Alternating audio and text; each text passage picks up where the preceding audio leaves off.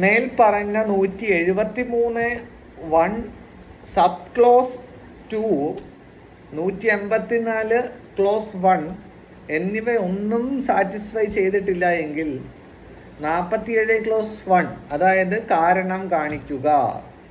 Person, every police officer or other person arresting any person without warrant shall forthwith communicate to him full particular of the offence for which he is arrested or other ground for such arrest.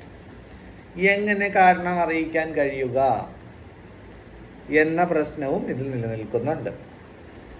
ചുരുക്കി പറഞ്ഞാൽ, ഇപ്പോൾ കാണുന്ന പലതും മുന്നോട്ടുള്ള കേസിൻ്റെ യാത്രയിൽ എന്തെല്ലാം സംഭവിക്കും എന്നുള്ളത് കണ്ടു തന്നെ അറിയണം. ഇതാണ് ഞാൻ മനസ്സിലാക്കുന്നത്. ഈ നിയമങ്ങൾ നിന്ന് അജ്ഞത പാലിച്ചത് എന്തുകൊണ്ടാണ്? അതെന്തെങ്കിലും രാഷ്ട്രീയ സമ്മർദ്ദമുള്ളത് കൊണ്ടാണോ എന്നെല്ലാം നമ്മൾ മനസ്സിലാക്കുക.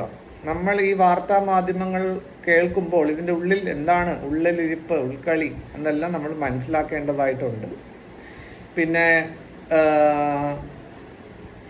റേപ്പ് വിക്ടിംസിനെ നമ്മൾ ഡെഫിനറ്റ്ലി പ്രൊട്ടക്റ്റ് ചെയ്യേണ്ടത് തന്നെയാണ്. വിക്ടിം അല്ല, സർവൈവേഴ്സിനെ നമ്മൾ പ്രൊട്ടക്റ്റ് ചെയ്യണം.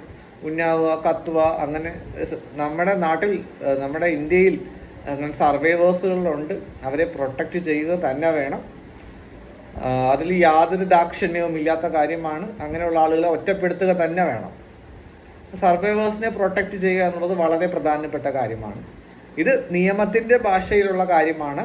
അഭിഭാഷക എന്ന നിലയിൽ എനിക്ക് പങ്കുവയ്ക്കാൻ തോന്നിയ ഒരു വിവരം ഞാൻ ഈ സാമൂഹ്യ മാധ്യമം വഴി പങ്കുവച്ചിട്ടുള്ളത്.